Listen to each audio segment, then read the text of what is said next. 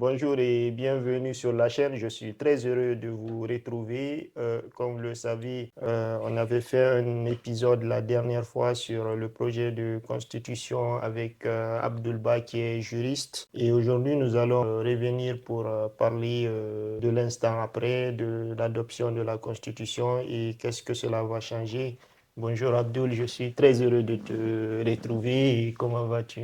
Oui, je vais bien, Mamadou Yedou, et toi, j'espère que tu vas bien Ouais, aussi. ça va, je vais bien, Dieu Bah, merci. écoute, merci beaucoup pour ce nouveau numéro Mm. qui va porter sur le même sujet. Cela témoigne de l'intérêt en fait du sujet et voilà, c'est un plaisir pour moi d'échanger.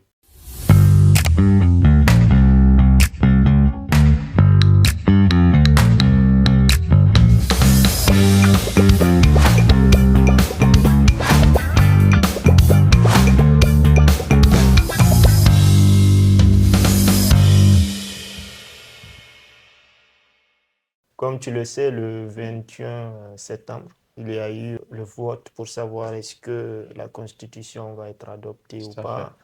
Et le oui l'a remporté c'est à vrai, 89%, en tout cas d'après les résultats. tout à fait. Ces résultats ont été validés par la Cour suprême et aujourd'hui, la Constitution a été promulguée. Donc, moi, je veux savoir d'abord, est-ce que cela te surprend? Est-ce que c'est une surprise pour toi? Alors, c'est vrai, d'après les résultats officiels, on s'est retrouvé avec un taux de participation de 86%, si j'ai bonne mémoire. Donc, le oui à 89% et le non à 11%. Ouais. Est-ce une surprise pour moi? Je pense que tu vas deviner ma réponse. Bon, Et je n'ai pas des pouvoirs effectivement, de c'est devin d'abord. et pourquoi Mm. je l'ai dit? Parce que j'ai dit et Ouais, j'ai aussi écrit à travers quelques articles ouais. pour dire que tout ceci était prévisible. Donc, c'est comme si on a assisté à une période ou à une séquence de formalités, en quelque Mm. sorte. Mais je pense que néanmoins, on pourrait essayer de remonter un peu le fleuve Ouais. pour voir pendant la période qui a précédé le scrutin, parce que c'est le plus important. Est-ce qu'il y a eu des actes qui ont été posés qui font que ces résultats allaient de soi? Mm. Autrement dit, est-ce qu'on pourrait dire qu'on s'est retrouvé avec une suite logique? Donc, je pense que c'est fondamental parce que c'est tout ceci qui va déterminer Ouais. pour savoir est-ce qu'on s'y attendait ou pas. Donc, pendant cette période qui a précédé le référendum, il y a eu un certain nombre d'actes qui ont été posés. Ouais. La question qu'on pourrait poser, c'est de savoir est-ce qu'il y a eu suffisamment en fait de la prévention pour que le scrutin puisse être vu ou plutôt être perçu comme étant un scrutin crédible. Parce que je pense que c'est fondamental en Ouais. fait. Moi, j'ai quelques observations en fait à faire. On va partir de quelques points, de quelques actes qui ont été posés, analysés pour savoir D'accord. s'il y a eu effectivement des garanties procédurales. Le premier point en fait à aborder, c'est Ouais. la partie vulgarisation du projet de nouvelle constitution. C'est une étape essentielle en fait dans Mm. la procédure. Donc si l'on se réfère à l'une des lois, c'est la loi 012 qui a été adoptée par le CNT, le 25 avril, c'est la loi qui porte sur les modalités d'organisation du référendum constitutionnel. Ouais. Dans cette loi, il est prévu que le CNT et le gouvernement vont assurer la vulgarisation du projet de constitution en français, dans les langues nationales, en écriture braille et en langage des signes. C'est incroyable, hein? Donc ça, Ouais. c'est assez intéressant, Mm. en fait. Donc c'est pour vous dire que pendant cette période, on devait assister, en fait, à cela. Et Mm. l'objectif poursuivi, c'est de permettre à nos concitoyens de prendre connaissance du contenu Mm. des enjeux pour que le jour du scrutin ou le jour du référendum, qu'ils puissent se prononcer en toute connaissance de cause. Ouais. Donc ça, c'est une garantie essentielle, en fait, parce que c'est important avant de se prononcer sur un texte qu'on puisse savoir sur quoi on va dire oui ou non. Oh non, ouais. Donc, c'est une étape fondamentale. La question que j'ai envie de poser, est-ce qu'on a assisté à cela? Je ne pense pas et c'était bien en fait parce que Mm. c'est une garantie essentielle en fait dans le processus. Ouais. Et je ne pense pas qu'on ait assisté à cela.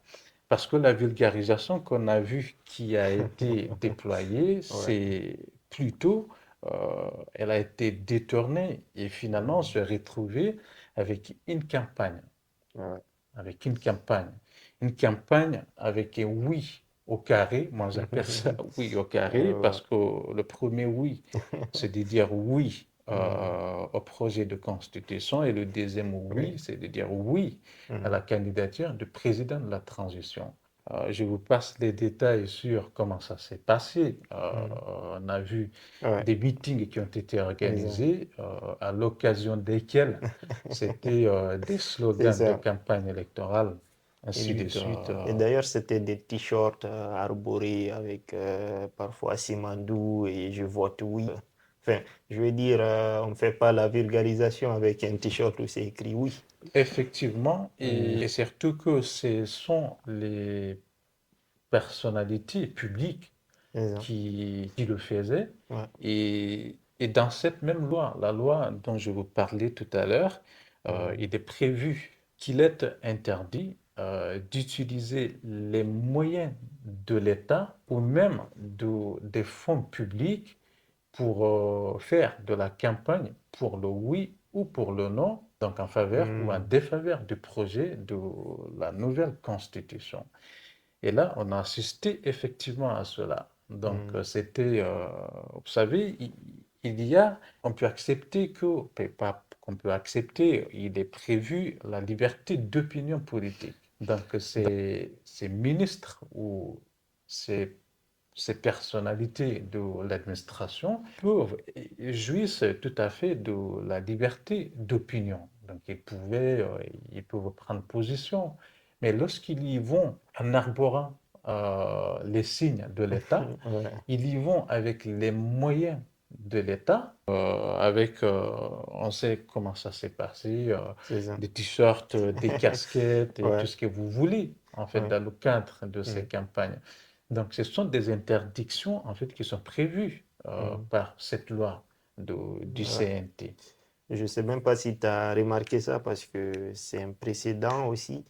J'ai l'impression, en tout cas, moi, j'ai vu que chacun va dans sa région pour faire campagne. Donc, ça a l'air d'être une vulgarisation en quelque sorte ethnocentrée parfois. Je ne sais pas, est-ce que toi, tu as fait ce constat-là? Moi, quand je vois Bernard Gomou qui Ouais. part en forêt, c'est Baldé qui va au Fouta et trucs. Quel regard, toi, tu as sur ça, en fait? Mais pour moi, c'est assez désolant Mm, d'assister à tout cela parce que c'est un folklore, en fait. mm, C'est pas de la vulgarisation lorsqu'on organise des meetings à l'occasion desquels mm, il y a des propos, à savoir l'école mm, sera obligatoire de 5 à 17 ans, mm, une couverture santé universelle.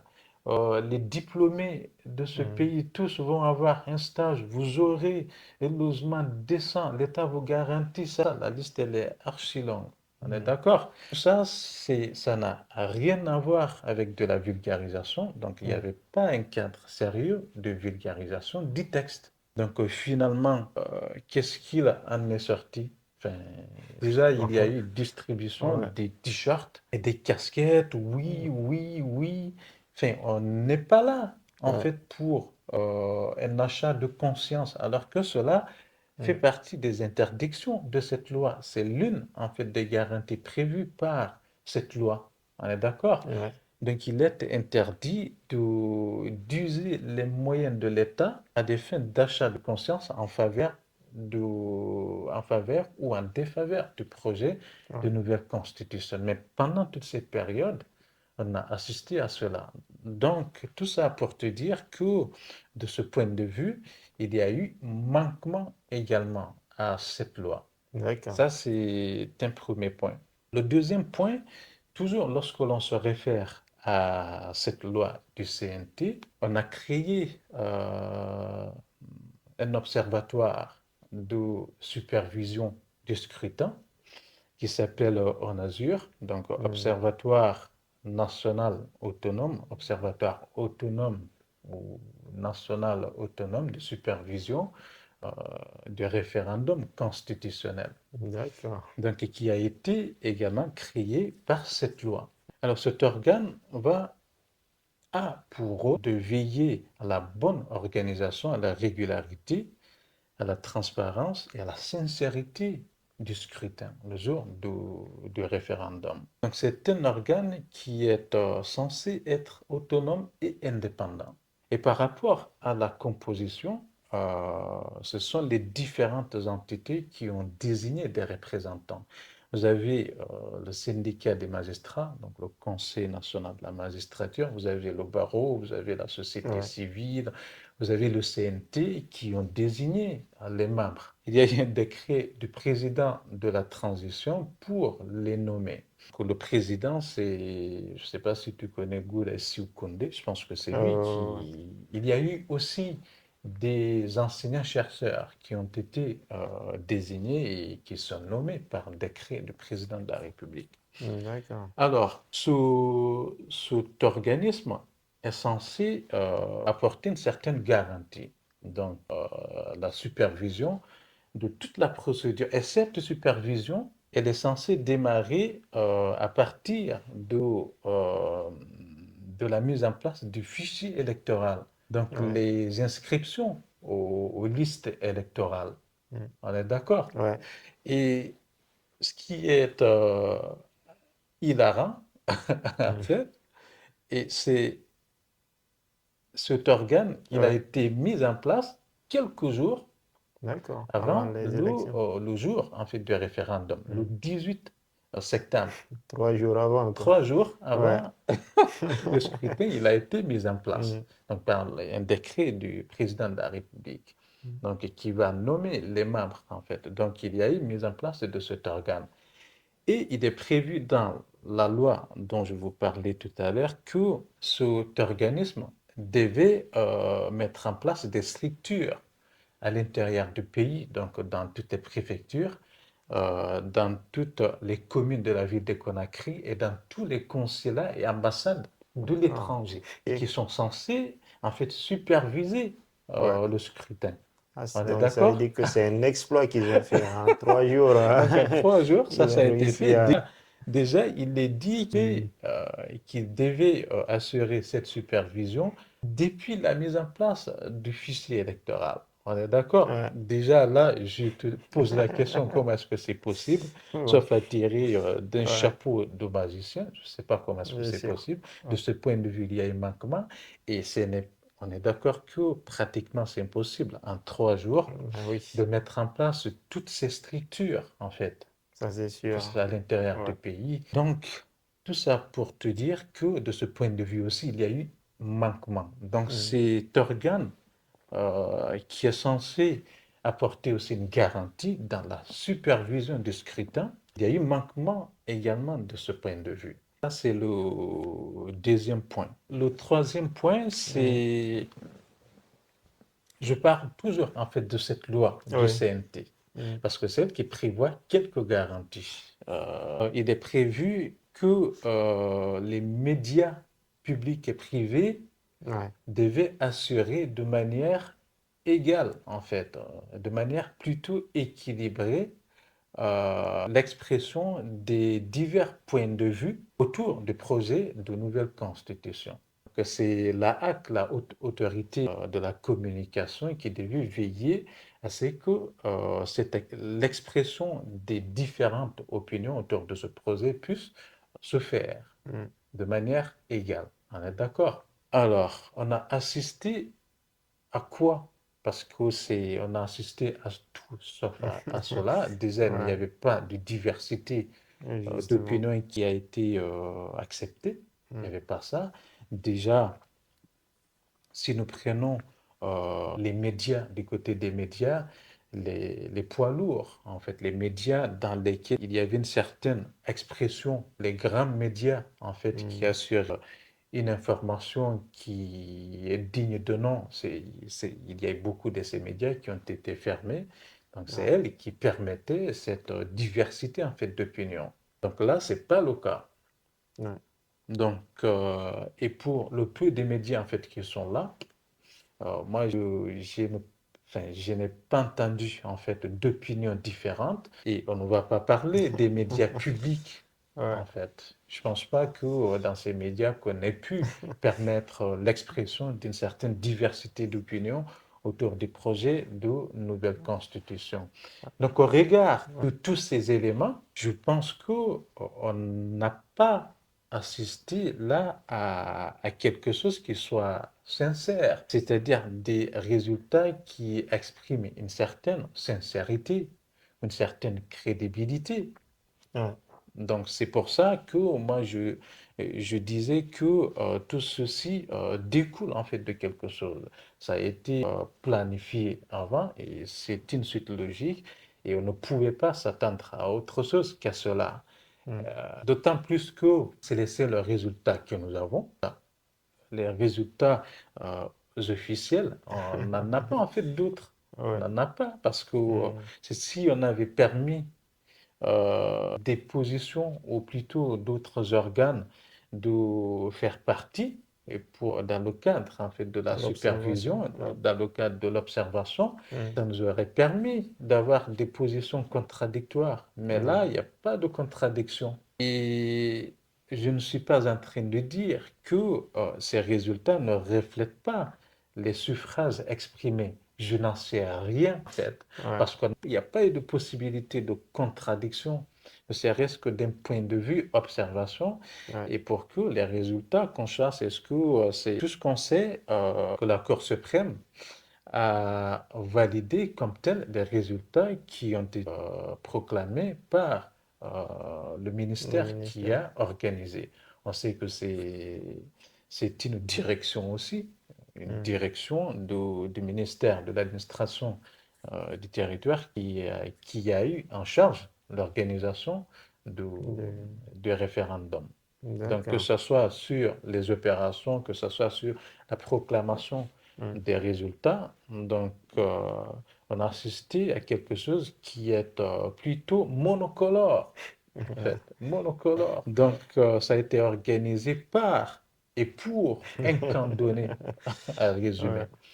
Donc, Ça voilà. me, ouais, ça me rappelle un peu le premier régime, ce que j'entendais, quoi, le parti unique.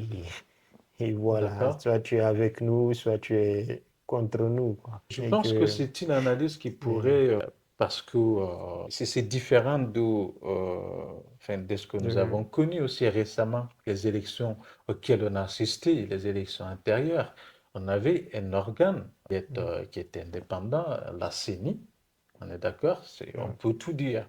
C'est un organe qui avait ses défauts, donc ses faiblesses, mais quand même on avait cet organe qui était composé de manière diverse. Donc, il y avait des représentants d'autres camps au sein de cet organe, mais là, mm, quand on a estimé plutôt utile de supprimer cet organe et à lieu et place de confier l'organisation des élections à venir à partir de là à l'État, donc par le mm. ministère enfin, à travers le ministère de l'administration du territoire. Maintenant que la nouvelle constitution a été adoptée, la question que je me pose, est-ce que cette nouvelle constitution-là remplace automatiquement la charte de la transition?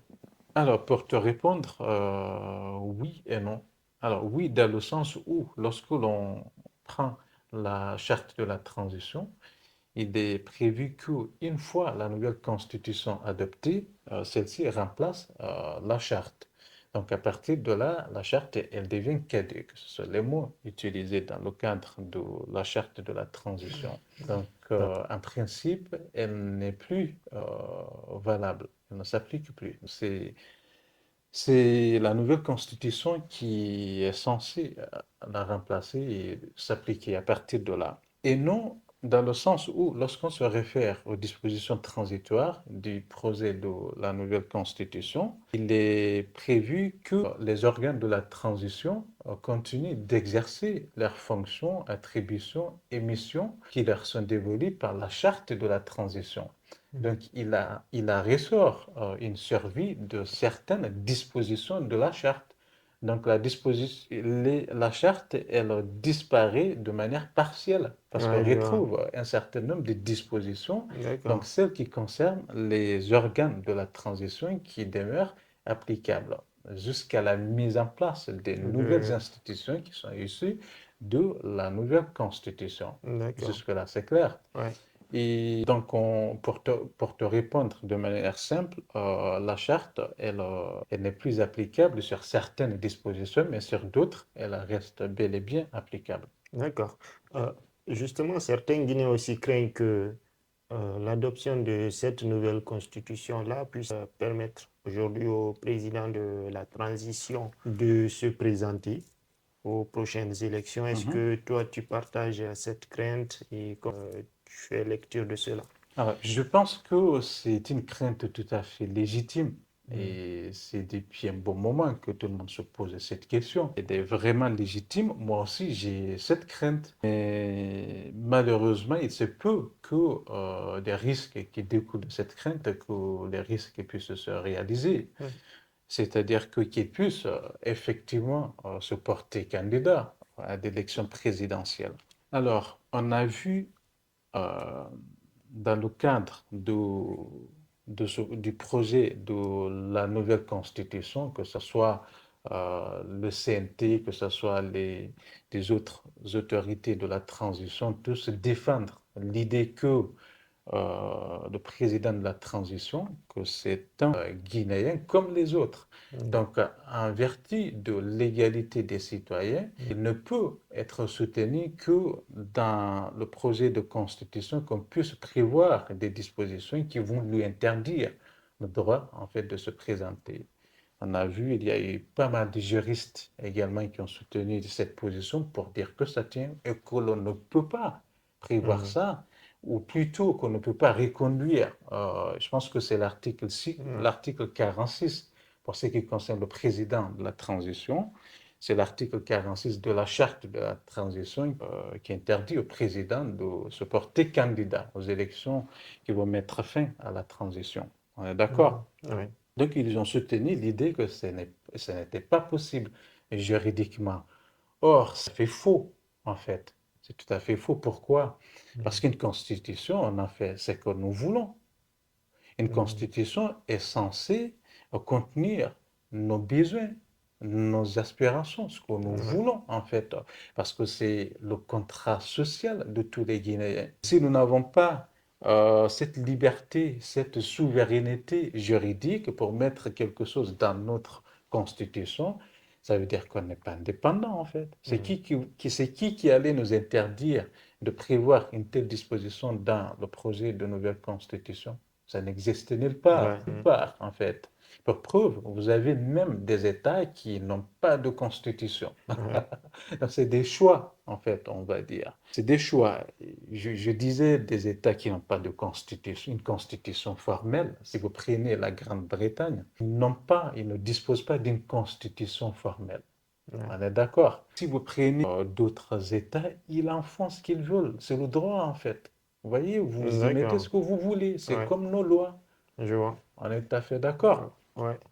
Donc, c'est pour vous dire que le Guinéen, il est très fort. Là encore, c'est le génie juridique Ouais. guinéen, en fait, qui s'est exprimé pour dire qu'on ne pouvait pas le faire. Alors qu'on a des dispositions transitoires. Il y a la partie, le titre, en fait, dispositions transitoires dans la nouvelle constitution, dans laquelle il y a des dispositions qui prévoient que les organes de la transition restent en place Mm. jusqu'à la mise en place des nouvelles institutions. On a Mm. pu mettre ça. Qu'est-ce qui nous aurait empêché de mettre à côté aussi, ou plutôt, qu'est-ce qui nous aurait empêché de reconduire Mm. quelques dispositions? Euh, donc, de Mm. ce point de vue, ça ne tient pas. Ils ont fait l'avocat du diable. Ça ne tient pas du tout. Et tout ça, ça vient en fait montrer une certaine responsabilité de l'élite intellectuelle guinéenne. Donc, cette situation dans laquelle nous sommes, c'est pas que l'élite politique qui a failli, Mm. en fait, à ses obligations de responsabilité. Vous avez même l'élite intellectuelle Mm. guinéenne qui a ses responsabilités dans tout ce Oui, qui se passe, en ouais, fait. On est d'accord, exactement. parce que c'est eux qui ont donné des bases juridiques à tout ceci pour dire que ce n'était pas possible. Je vais juste rappeler que, de manière générale, lorsque vous regardez ou vous vous plongez un peu dans l'histoire des États, Mm, vous verrez que le droit, il a toujours été un outil à la disposition des politiques. Donc, il y a de la manipulation, en fait, du droit pour des intérêts des politiques, en quelque sorte. Si vous mm, prenez même parfois des idéologies les plus néfastes, en fait, pour l'humanité, derrière, il y avait, en ouais. fait, Les bonnes intentions, tu veux dire? non, pas des bonnes Ou- intentions, il y avait des bases juridiques à tout Ah, ceci. oui. Il y avait Mm, une certaine légitimité apportée par le droit et de la légalité à toutes ces idéologies. Tout ça pour te dire que mm, le droit a toujours été un outil qui a été utilisé par les politiques pour atteindre à leur fin, en quelque ouais. sorte. Pour- Bon, maintenant, comme tu le sais, la Constitution a été adoptée, hein, on ne peut plus rien. Et surtout, les gens aussi disent que c'est la meilleure constitution, en tout cas, qui a été écrite depuis l'indépendance de la Guinée. Donc, tant mieux, puisque c'est une très bonne constitution. Et c'est celle-là qui est rentrée en vigueur. Qu'est-ce que tu dis à ces gens? Qu'est-ce que tu en penses? Alors, j'aurais préféré partager cet avis. Euh, Autrement dit, j'aurais préféré que ce soit la meilleure constitution que nous ayons connue. Mm, Et malheureusement, ce n'est pas mon point de vue. Vous savez, une constitution, ça doit avoir des marqueurs symboliques. mm, Si on essaye de revenir un peu en arrière, donc l'histoire constitutionnelle de notre pays, mm, tu remarqueras que chaque constitution a ses marqueurs symboliques. mm, Si nous prenons la première constitution, celle de 1958, c'est celle-là qui va acter la rupture avec la domination coloniale et acter également l'indépendance de notre État. On mm, est d'accord? Donc ça, c'était des marqueurs symboliques, c'est connu. Lorsque l'on prend celle qui a suivi, celle de 1982, donc au temps du premier régime également, là, il y a eu un basculement. Et ouais, là, on a consacré le parti unique avec un État révolutionnaire, un système révolutionnaire. Donc mm, là, c'est également quelque chose, ouais, enfin, mais malheureusement, mais c'est quelque chose de symbolique, dans un sens péjoratif, en fait. On est d'accord? ouais, Ensuite, lorsque l'on prend la Constitution de 1990, c'est le temps de Lansana Conté, donc le président Conté. ouais, Celle-là aussi, elle a ses marqueurs symboliques, à savoir, elle a consacré le système démocratique, dit moins théoriquement, ouais, on va dire. Donc, elle a consacré le plus réalisme politique et elle a consacré également un certain nombre de libertés, liberté de presse, qui en ont découlé, ainsi de suite. On est d'accord? ouais, Donc, celle-là aussi, elle a un marqueur, quelques marqueurs symboliques. mm, Ensuite, lorsque l'on prend la constitution de 2010, ouais, qui a permis par la suite l'élection de Alpha Condé. mm, Par le biais de cette constitution aussi, il y avait des marqueurs. Les marqueurs, c'est quoi? Entre autres, on a tiré des leçons du passé, des ouais, tares du passé, à savoir la confiscation du pouvoir. mm, Donc on a consacré des dispositions d'intangibilité, à savoir le nombre de mandats, la durée de mandat n'était pas, ne pouvait faire objet de révision. mm, Entre autres, c'est des marqueurs symboliques également que présentait cette constitution. Donc là, c'est des leçons du passé, en mm, fait, des crises qui en ont découlé, et par ce biais, on a mis en place. Ensuite, je vais passer sur celle de 2020, on est d'accord. Et si nous prenons cette nouvelle constitution, elle a quoi comme marqueur symbolique? Qu'est-ce que l'on peut trouver dans cette constitution qui constitue en fait des marqueurs symboliques? De mon point de vue, on ne trouve pas. Pourquoi? Parce que celle-ci, elle a plutôt comme nature, elle est plutôt héritière des constitutions des anciennes constitutions, on va dire. Elle est plutôt héritière. Dans D'accord. quelle mesure? Dans la mesure où elle n'acte pas une rupture avec les pratiques anciennes. Mm. Elle va permettre la confiscation du pouvoir. Donc, elle ne va pas favoriser l'alternance. On a vu avec les constitutions précédentes, elle Mhm. permettait plutôt de contourner la révision sur le nombre de mandats et permettre au président de Mm, continuer ouais. à se présenter aux élections. Donc, celle-là aussi, elle va dans ce sens. Mm. Donc, elle n'apporte pas cette rupture avec les recettes, les vieilles recettes, alors que tout le monde sait que c'est entre autres l'état de Ouais. notre société. Voilà les crises, ou plutôt les problèmes structurels de notre société. Le fait qu'on ne veut pas partir, on ne fait pas le boulot et on ne veut pas partir, en fait. Voilà à chaque fois ce qui fait qu'on se retrouve. C'est un éternel recommencement à chaque fois.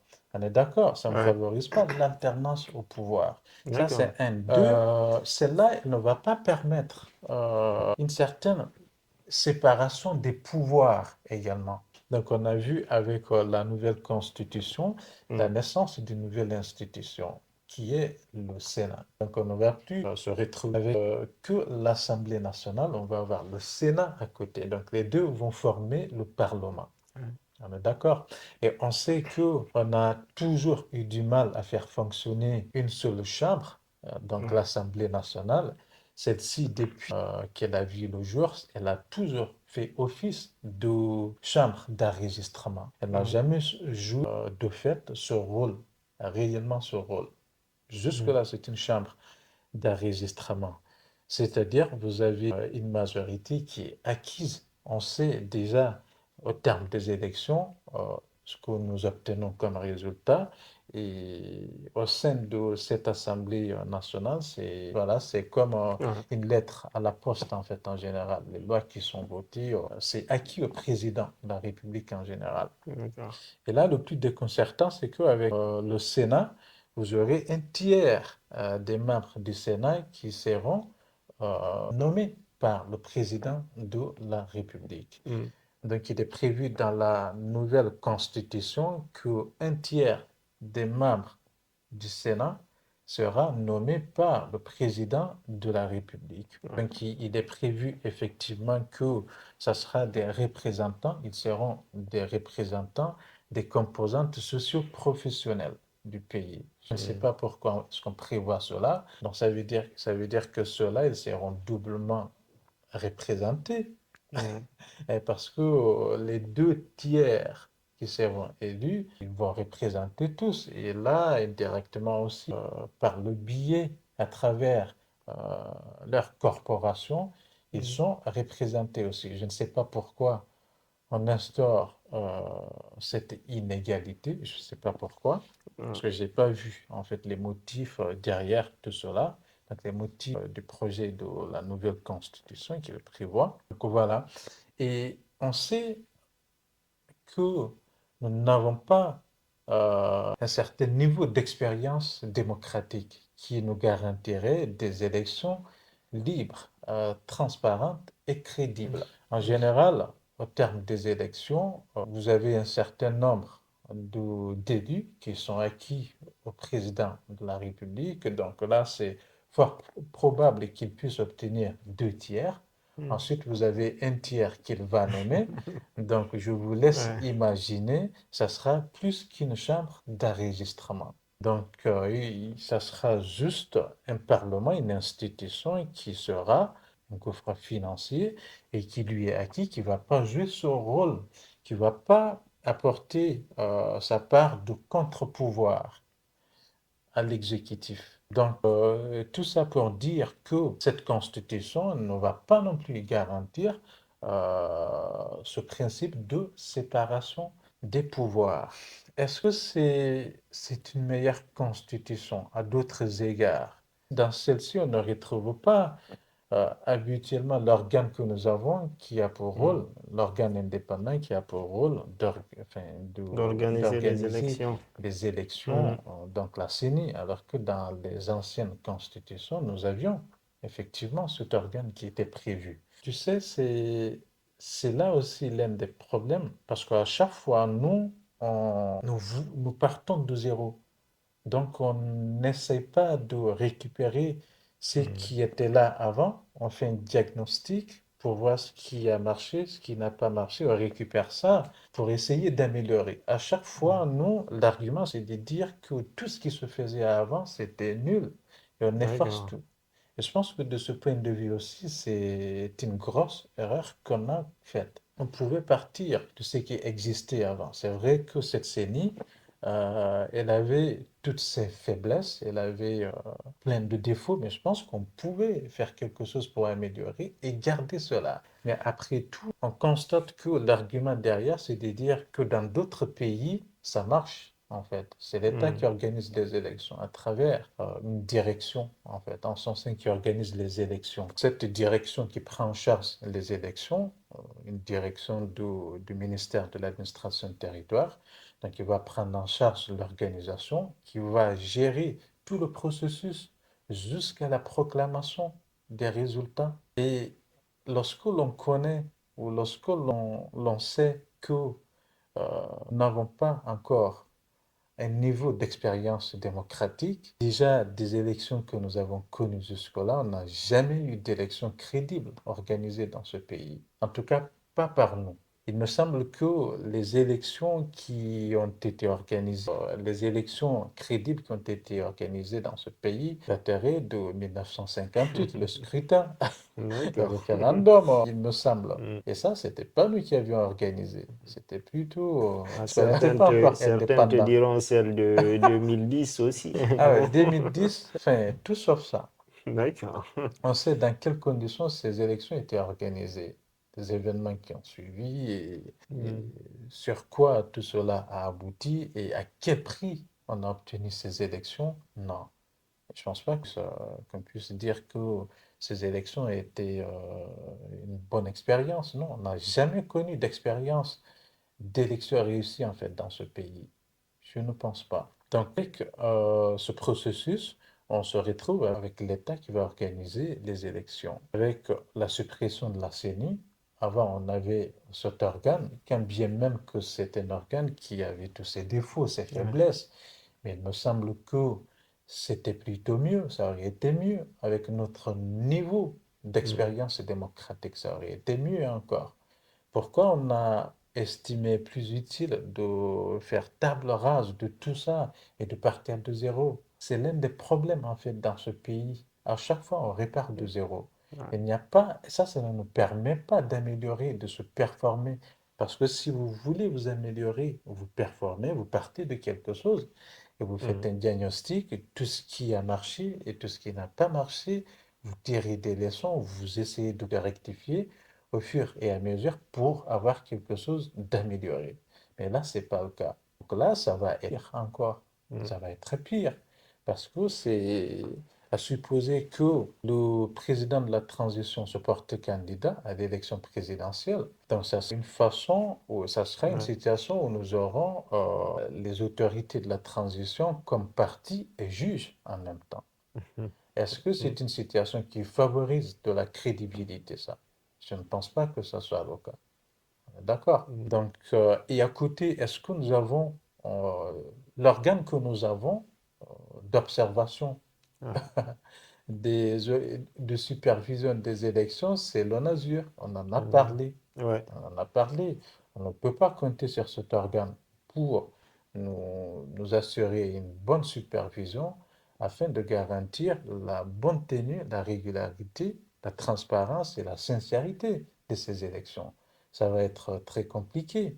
Donc on va se retrouver avec une situation où nous aurons un camp, donc avec une situation monocolore.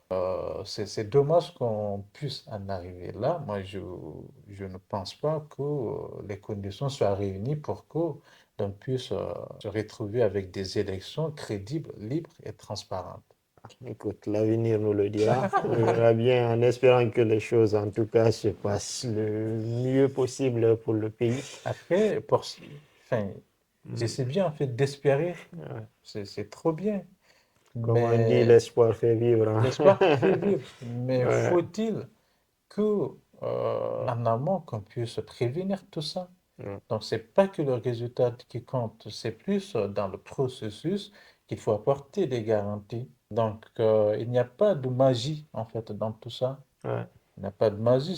C'est ce que tu vas s'aimer, enfin, ce que tu vas récolter dépendra de ce Ce que que tu tu as vas s'aimer. sémé. On est OK. d'accord. Donc, il n'y a pas Ouais. de magie.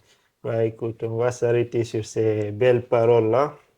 C'était un plaisir de t'avoir et d'échanger et d'apprendre beaucoup de choses. En tout cas, je suis très Merci. heureux de t'avoir eu et j'espère que nous pourrions faire aussi des émissions dans le futur.